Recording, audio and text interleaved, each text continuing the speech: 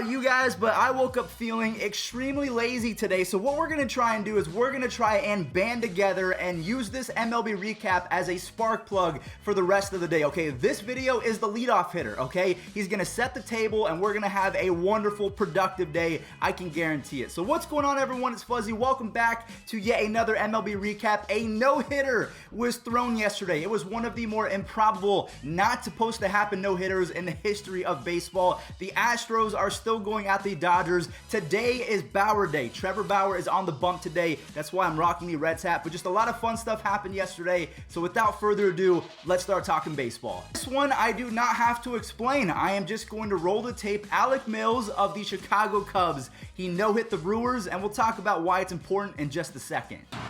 The 1-2 serve. He got him swinging. 2 down. Up the middle. Baez has it. It's a no-hitter.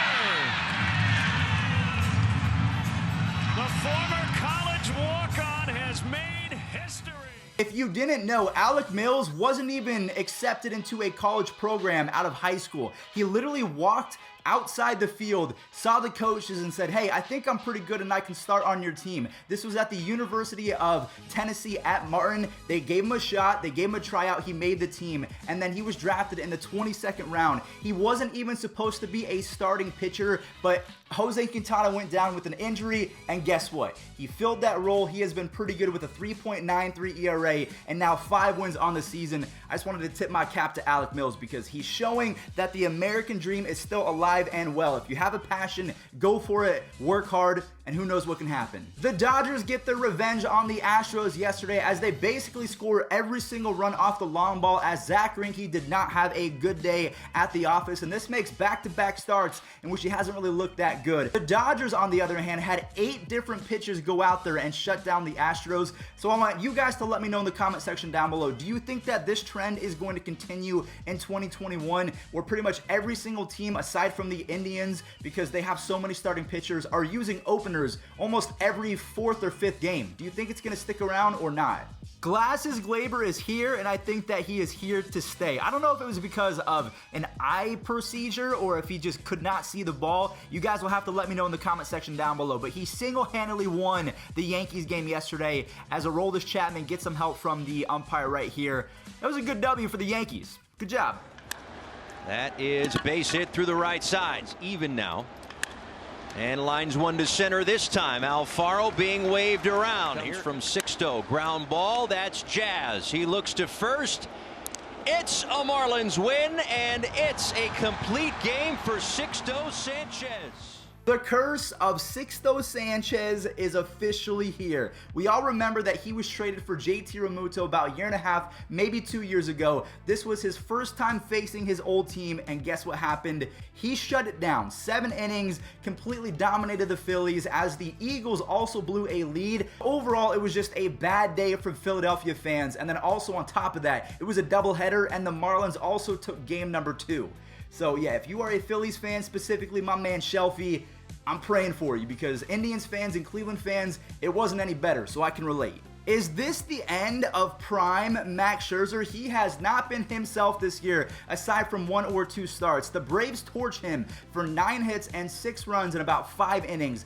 Duvall hits his 10th home run in his last 19 games as Ozzie Albies and Travis d'Arnaud add the extra sprinkles to grab that W. I really like the Braves going into the postseason. They have the pitching staff that is led by Max Fried and surprise starter Ian Anderson. We always knew that he was going to get called up, but he has been better than anticipated. So I really like the Braves. They're my sneaky dark horse.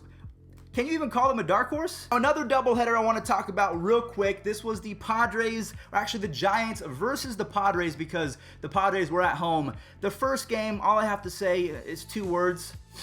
Mike Clevinger.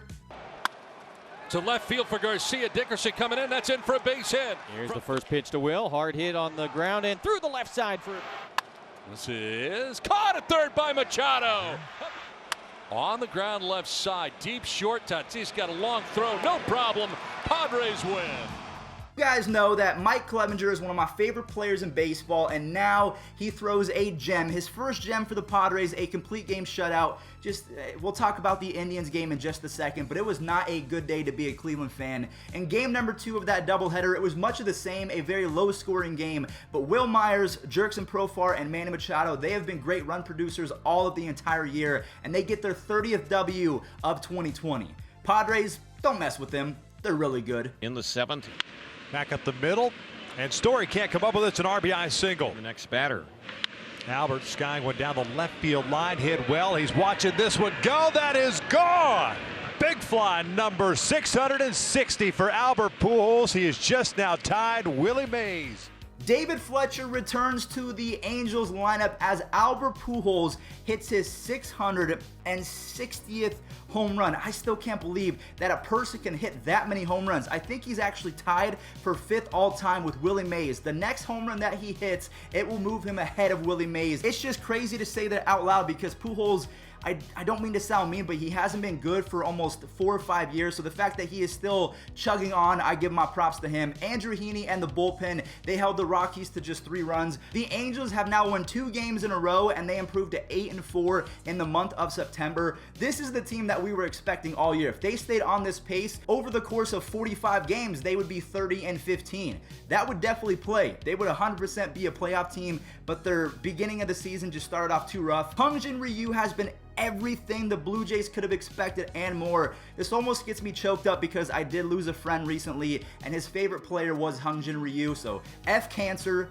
God, man. But he goes 6 innings, 1 earned run, 7 strikeouts. I know that he's looking from above. He's cheering on the Blue Jays. You just love to see it. The Mets actually out-hit the Jays, but the Jays had 6 walks along with their base hits as they get the long ball and clutch hitting with runners in scoring position. The Blue Jays are yet again another team that you have to be afraid of going forward because that offense can pop off at any given time. Their pitching isn't all that consistent, but that offense can do some special things in a short amount of time. Speaking of offenses that can do a lot of things in a short amount of time, the White Sox win yet another game. Now, they are playing the Detroit Tigers, so it's not like the Dodgers are on the other side of the diamond, but I would say the Tigers are a fairly good average team, but they lose 5-2 against the White Sox. Okada gathers 3 hits and Eloy Jimenez drives in a couple. The White Sox win their 3rd game in a row and stay 1 game ahead of the Twins in the AL Central. Now, speaking of the Twins, I do want to talk about that because Marwin Gonzalez, he is putting the win in Marwin, hits yet another home run.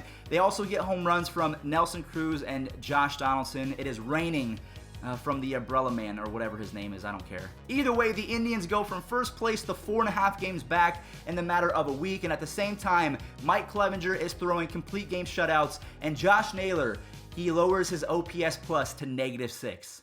A -6. The Cincinnati Buds scored 10 runs yesterday versus the Cardinals.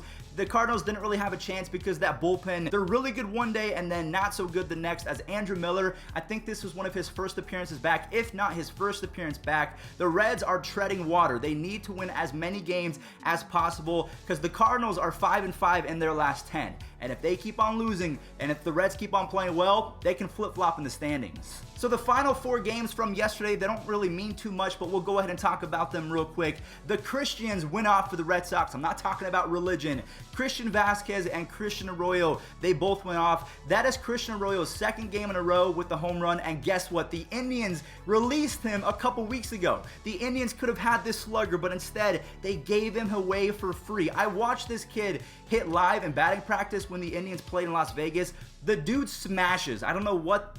I mean, he wasn't performing, so I can't really blame them. Martine Perez throws a gem. Luke Weaver threw a pretty solid 5 innings for the Diamondbacks yesterday, but Donovan Walton of the Mariners showed up, and they win 7-3. Again, this doesn't really matter. I will say the Mariners are 5 games back of the Indians because they've been playing so well, but I don't think that they're going to catch them. I think the Indians will start to regain some semblance of their midseason form as opposed to losing 6 in a row like they're currently on. The Pirates faced the Royals yesterday, and the Royals get their 6th 6th win in a row as Brad Stellar Keller shuts them out. Whit Merrifield in the middle of the order, they wreak havoc on the Pirates. And then last but not least, the A's versus the Rangers. Lance Lynn K'd up 10 different Oakland A's, and I still can't believe that no one traded for this guy. It will always be a question that is left unanswered until the end of 2020. Why did no one trade for this guy? He could have put the Braves over the top. He could have put the Dodgers or the Mets or the Yankees over the top, but instead he is on the miserable Rangers as the Rangers score 6 runs off 3 home runs and they get a solid